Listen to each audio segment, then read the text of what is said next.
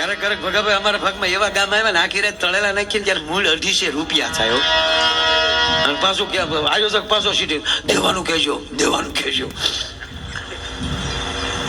એની ઉપર ખબર પડી જાય સવારે ચા પીવાય ખોટી થવાય નહીં. એકદમ પ્રોગ્રામ ને રાતે કઈ થયું નહીં. પછી મંડળ બેઠેલું નથી મને કે આવો ઘડીક આપણે રૂમમાં બેસીએ. અમે રૂમમાં ગયા. એમાં જે મેન આયોજક હતો એને પૂછ્યું કે માયાભાઈ ને કોણે કીધું તું? કે ભગાભાઈ કે એ તો ભગાભાઈ તો અહીંયા આવ્યા જ નથી અહીં પ્રોગ્રામમાં.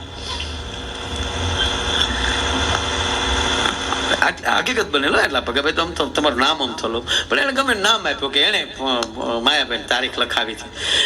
પછી આયોજકે કીધું મને કે માયાભાઈ એ લોકો તારીખ લખાવી દીધી પછી તો અહીં ગામમાંથી આવ્યા જ નથી. પછી તો બેનરો લાગી ગયા અને ન પ્રોગ્રામ કરીએ તો આબરૂ જાય. અત્યારે તો અમારી જાય ને તમારે કે ખોટી નીકળી ગયો. બોલો ત્યારે ખબર હતું વીટીયું પહેરતો તે દૂર બેન કર્યું.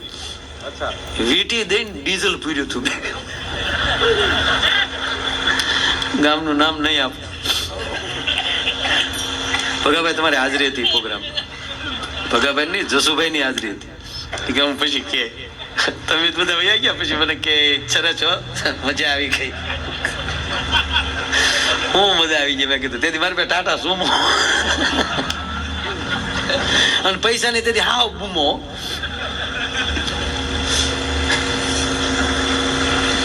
તેથી શનિવારે જ હતો અને તેથી મેં જુનાગઢ ની બજારમાં મોજડીઓ લીધી. મોજડીના સાણું ગાડીએ ઘા કર્યા. કીધું શનિવારે ન લેવાય વાત આવી. મેં કીધું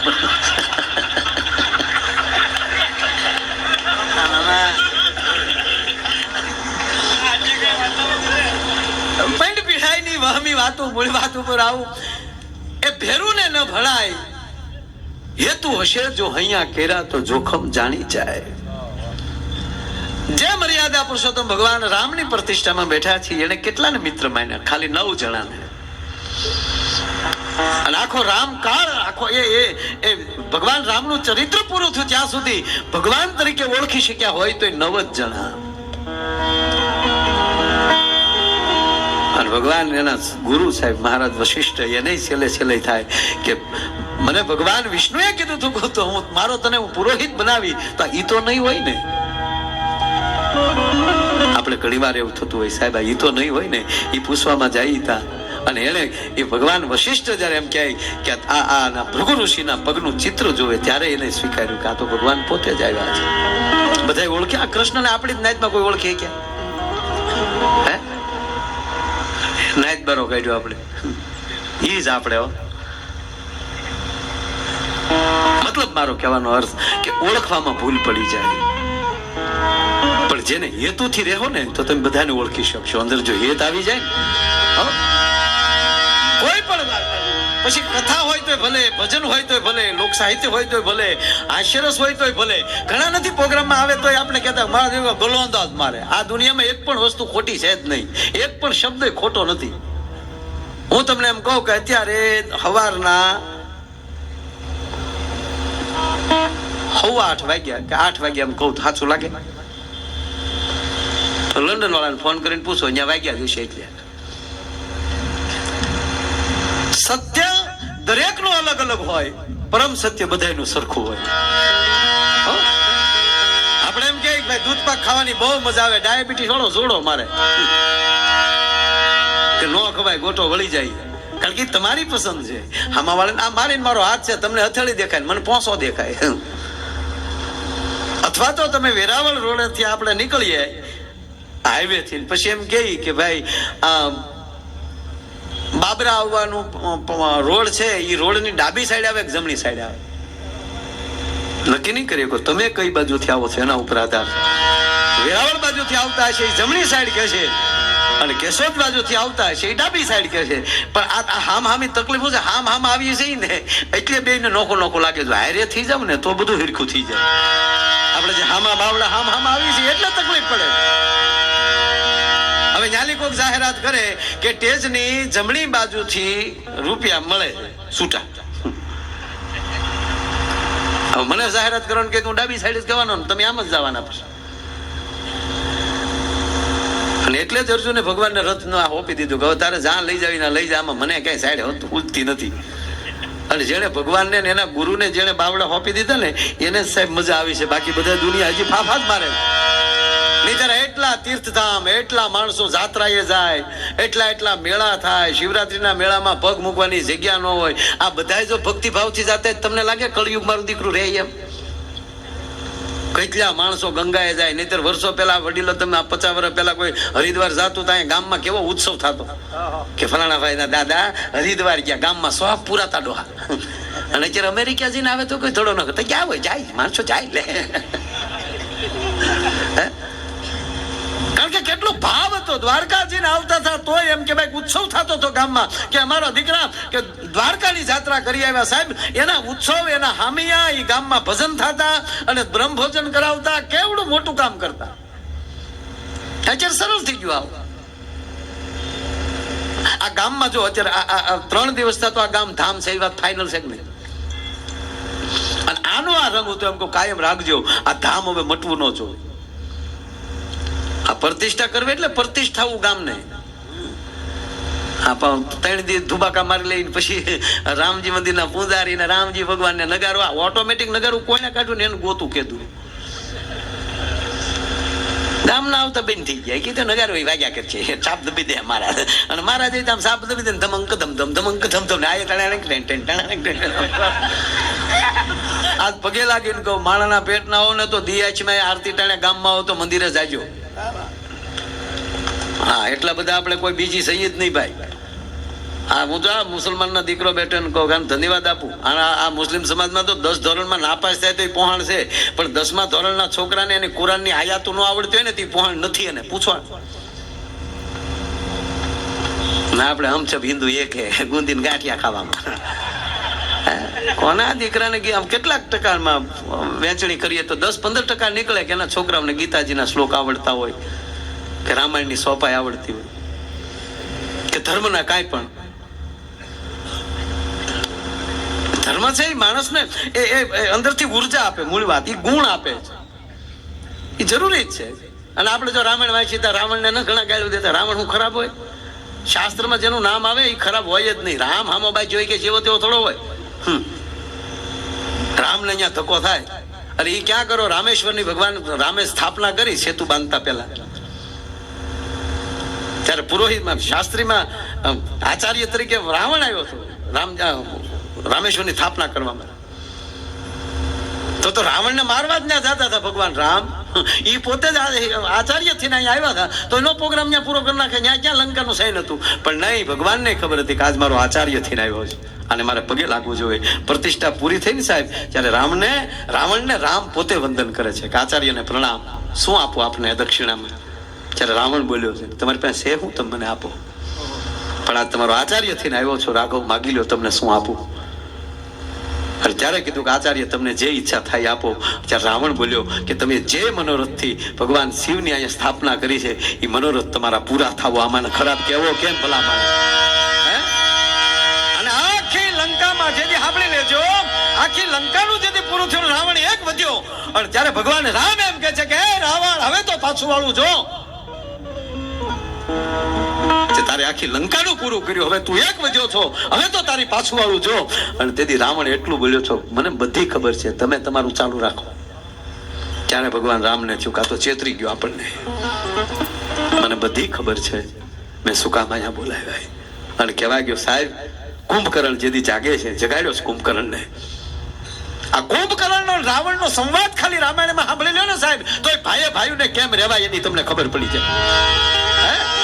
જેને હું તમે રાક્ષસમાં મૂકી દીધા છે, જેને એમ કે પાપીના ખાનામાં નાખી દીધા છે, એ બે ભાઈનો સંવાદ સાંભળજો. જેથી રાવણને જેથી મળવા માટે કુંભકર્ણ જાય છે.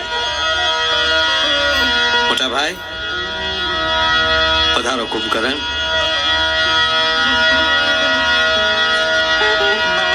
મોટા ભાઈ મેં સાંભળ્યું છે તમે જગદંબાનું અપહરણ કર્યું.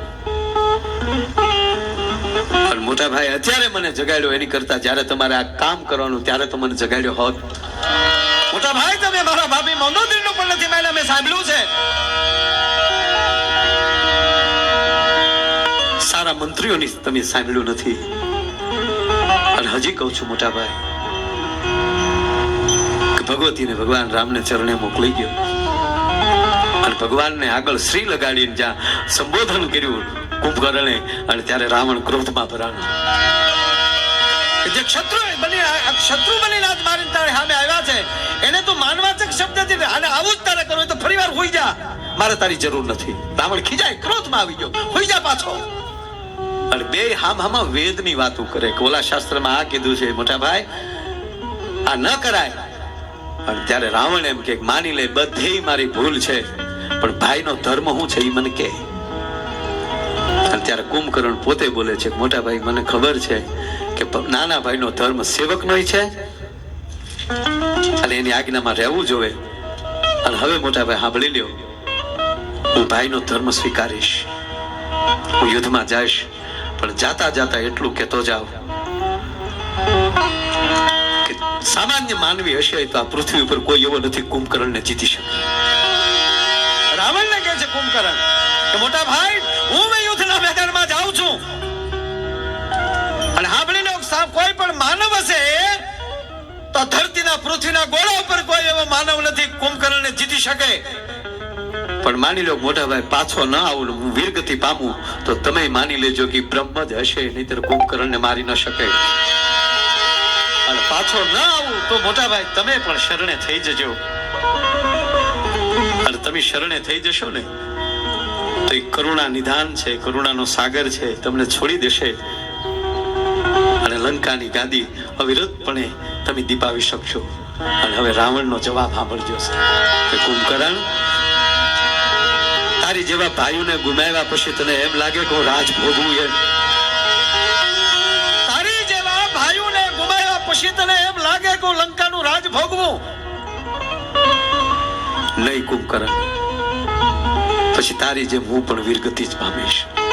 અને ત્યારે કુંભકર્ણને અંદરથી ખબર પડે છે કે નક્કી પરમાત્માની આ રચના છે અને મારા મોટા ભાઈએ એની બુદ્ધિનો ઉપયોગ કરી ભગવાન રામને અહીંયા બોલાવ્યા છે. સાહેબ આમાં બધાયમાં ગુણ જ હતા. ગુણ વગરના એક પણ માણસનું શાસ્ત્રમાં નામ હોય નહીં. દુર્યોધનમાં બુદ્ધિ ન હોય તો ભગવાન કૃષ્ણને વેવાઈ બનાવે ખરો? બે વેવાઈ છે. દુર્યોધનની દીકરી કૃષ્ણના દીકરા વેરે છે. અને સાચું ગડપણ તો દુર્યોધનની દીકરીએ કૃષ્ણનું આમ છેલ્લી સેવા તો એને કરી સાહેબ. જો એ ઝાડ ખરાબ હોત તો ફળ સારું ન થાય. નકરી ભગવાન એને વેવાઈ થોડા બનાવે કઈ, એની દીકરી દીધી છે.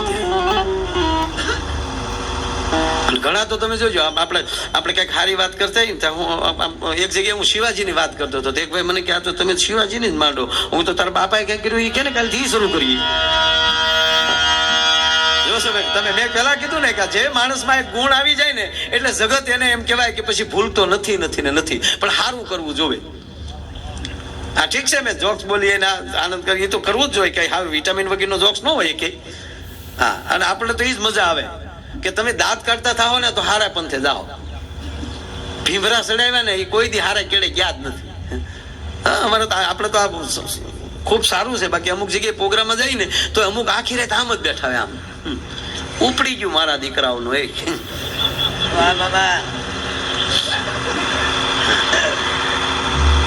ઉપાડવું જ બધાય ને, પણ એમ ઉપડી જવાય?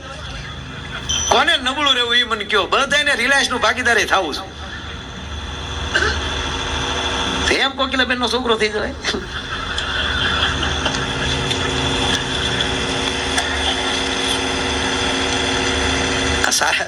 સારી વાતો એટલે સારી બધી સારી જ વાતો હોય. નબળી વાત તો કે મેં પેલા તમને કીધું ને દુનિયામાં કોઈ વસ્તુ ખરાબ છે જ નહીં. પછી અમુક ને લાગે એમાં શું કરી લઈ?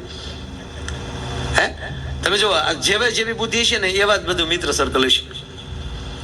આ બાજુ તો જો કે કોઈ પીતું જ નથી ને કે તમે જો એ ગ્રુપ અલગ હોય. બીડી વાળું ગ્રુપ અમારે કેમ પીડીથી આગળ ઢૂંગો વળે છે એ કસની બીડી દેતા હતા, હું એને સારવાર દેતો હતો. બે આમ ઘૂંટું મારી દીધી. જેને જેનું બંધાણ ટૂંકમાં આપણે કેવું બંધાણ કરવું. હું તો એટલું જ કહું કે અમુક ને હારે હાલો ને તો વેલ્યુ વધી જાય. અમુક ને હારે આ તમે સાંભળી લો, આ રોટલી જ હોય પણ તાજ હોટલમાં તમે જાઓ તો એ રોટલી 150 રૂપિયા નથી થતી એની જ. અને વળી માણસ જો કે તાજમાં આવે છે પણ રોટલી તો તારી નાથાભાઈના ઘરના જ ઘઉં હતા. એ તારી ઘરેલી જ કોથળા ગયા હતા પણ તું આ ઘરે ન ખાઈ શક્યો. નગર કઈ ટાટા બિરલા વાળાને થોડા ઘઉંના ખેતર છે, એને ચાના બગીચા ખરા, પણ કઈ એના ઘરના ઘઉં તો અહીંયા જાતા જ નથી ને. એના ઘઉંમાં કઈ ખાતર નાખવામાં કઈ હોનાની રેખું નાખવામાં નથી આવતી. પણ છતાં એ એક સારી હોટલમાં જાય તો એ રોટલીનો ભાવ વધી જાય. આપણે નો હમણાં હોટલમાં ગયા તો બાજરાના રોટલાનું સુરમું, બોલો વળે કે ઘી ગળે ને બાજરાનું ચૂરમું છે, લાય મેં કીધું ખાઈ લઈ. બીજું હું તમે નહીં ખાધું એમ તારો બાપ આની ઉપર તો મોટા છે. અમે ઘરમાં શાક ક્યાં હતા યાર, ઘરના ઘી ઘરના વાડનો ગોળ હા સોળીને ખાતા. અને હવે એ મારો દીકરો ઠેઠ 5 સ્ટારમાં પગી છું. બોલો લ્યો, હે આપણે ફાટલા કપડા હતા સાહેબ, ગોઠણેલી પેન્ટ ફાટી જતું તો આમ શરમાતા શરમાતા હાલતા. અત્યારે એની ફેશન નીકળ્યું, આવી ખબર હોત તો હજી હંગરી રાખત, પહેરીને નીકળત. ત્યાં મરી ગયા થીંગડા મારી મારી. અને અત્યારે એની ફેશન બોલો, આ ખંભે ફાટલા ને અહીંયા ફાટલા, તો વળી ટેસ્ટથી મળે અહીંયા જ હતો. ઓહો કેવી ફેશન. જે ગામમાં વાણંદને વાળ કાપતા ન આવડતા કાતરું મારતા, અત્યારે હારામાં હારા એના 5,000 રૂપિયા સાહેબ કાતરું મારવાના. બોલો એમણામ કાતરી નાખતો હતો, જેમ ગાડર કાતરે એમ. અને અમુક તો વળી એક સાઈડ રાખે ને એક સાઈડ ન રાખે, એક કલી ભાઈ દેખાય ને એક કલી બેન દેખાય. બોલો આપણે એને પૂછીએ કે શિવ શક્તિ ભાઈ શિવ છે લે. અને વાતે આ છે ને ભાઈ, શિવ શક્તિ શરીર પૂર્ણ પુરુષ કોઈ છે જ નહીં, અર્જુન એક જ હતો. બાકી આપણામાં 60% પુરુષ તત્વ હોય, 30% સ્ત્રી તત્વ, 40% સ્ત્રી તત્વ હોય. હા 60-40 જ હોય. બહેનોમાં તે 60% બહેનો હોય, 40% પુરુષ તત્વ હોય. બે ને અણીએ હોતા બે કાંઈ 40% બે ને ત્યારે જ કાયમ આવે. આપણે તે પુરુષમાં ઘણા 40% ત્યારે કાયમ આવે. હા બધી માનવાનું 40% કામ કરે.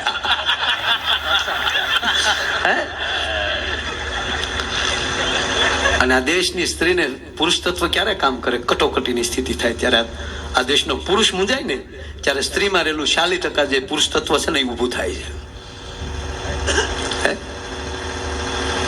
દેવાયત બોદર સાહેબ ચિઠ્ઠી લખી નાખી હતી કે આવેલ માણસો સાથે આયરાણી જેને ઉછેરીને મોટો કરી છે એ નવઘણને મોકલી દેજો, પણ અંતે લખ્યું કે રાહ રાખીને વાત કરજો. ત્યાં પુરુષ તત્વ ઊભું થાય છે. ત્યારે જો માનું કાળજું હોય તો દીકરાને ઊભો ન કરી શકે સાહેબ. ઠીક છે, મેં કીધું એમ હાસ્યની વાતો કરતા હોય સાહેબ, પણ જ્યારે પરિસ્થિતિ એવી થઈ છે ત્યારે ભારતને આર્ય નારી જ ઊભી થઈ છે. શેઠ સગાળશ્યામાલી સંગાવતીનું પાત્ર તમે કાઢી નાખો, હરિચંદ્ર તારામતીનું પાત્ર તમે કાઢી નાખો, જલારામ જોગીમાલી વીરબાઈનું પાત્ર તમે કાઢી નાખો, દેવાયત બોલરને આખા એમ કહેવાય કે વાતમાલી તમે આયરાણીનું પાત્ર તમે કાઢી નાખો, અને આખા મહાભારતમાં દ્રૌપદીનું પાત્ર કાઢી નાખો, અને આખી રામકથામાં એક સીતાજીનું પાત્ર કાઢી નાખો. સાહેબ વાંહે કઈ વધે નહીં. આ ધર્મને ઉભો રાખવા માટે આ દેશની જગદંબા જ ઊભી થઈ છે. કારણ કે માં છે ને એ સંસ્કાર આપે છે.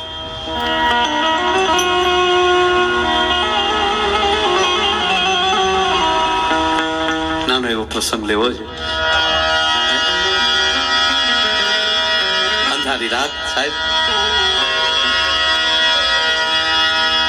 હાથે હાથ ઉઠતો નથી, બેઠલી છે. એ અડધી રાતનું ટાણું થયું છે ને અડધી રાતને ટાણે એમ કે હાથક વર્ષનો છોકરો ફળિયામાં ઉતેલો ઓછી થાય, છોકરો જાગી જાય અને બાજુમાં જુએ તો કાળો ડિબાંગ જેવો વિકરાળ માણસ ઉભો છે. છોકરો ઝબકીને કહે છે, કોણ છો ભાઈ? ડરી ગયો બાળક, કોણ છો તમે? મારા ઘરે શું કામ આવ્યા? ધીરે ધીરે બાજુમાં આવીને વિકરાળ માણસ કહે છે, બેટા ડરીશ નહીં, ડરતો નહીં બેટા. એમ ધીમે ધીમે બાળકને અડે છે, પણ સ્પર્શ કર્યો અડ્યો એટલે થોડોક ડર વયો ગયો. હું તો કાંઈ નહીં કર્યો બેટા. પણ તમે કોણ છો? બેટા હું જમનો દૂધ છું. હું જમનો દૂધ છું. એ જમના દૂધ, તમે મારા ઘરે શું કામ આવ્યા? ડરીશ ને બેટા, હું તારી માનો જીવ લેવા આવ્યો છું. તારી માનો જીવ લેવા આવ્યો એ શબ્દ સાંભળ્યો ભાઈ, છોકરો થર થર ધ્રુજે છે. એ યમના દૂત, મારી માના ખોળામાં 1 વર્ષનો મારો ભાઈ રમે છે, એના પડખામાં હૂતો છે. અને મારી માં મરી જાય તો મારા ભાઈને હું મોટો નહીં કરી શકું, પણ જો હું મરી જાઉં ને તો મારા ઘરમાં એટલી ખોટ નહીં વર્તાય, મારા ભાઈને મારી માં મોટો કરી શકશે. જો તમારામાં કઈ ફેરફાર થતો હોય તો હે જમના દૂત, હું તને પગે લાગીને એટલું કહું કે મારા માને બદલે મારો જીવ લઈ લે. ત્યારે જમનું દૂત કહે છે, દીકરા તું થોડોક મોડો પડ્યો, હે થોડોક મોડો પડ્યો. કેમ?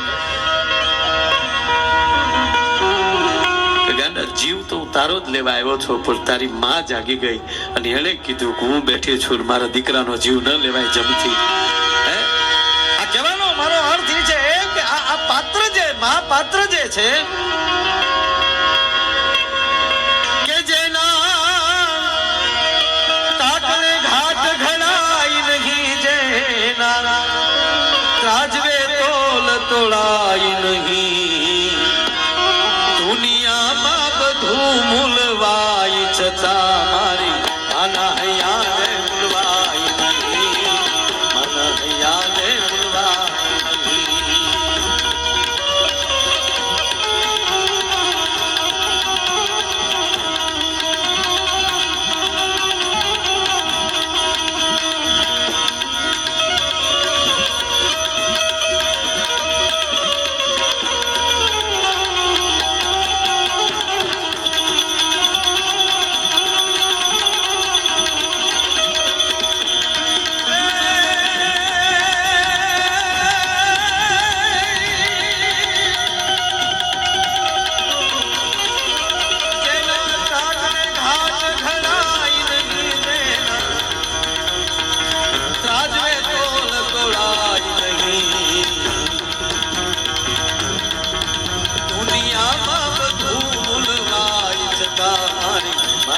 યાદે ભૂલવાય નહીં, મન યાદે ભૂલવાય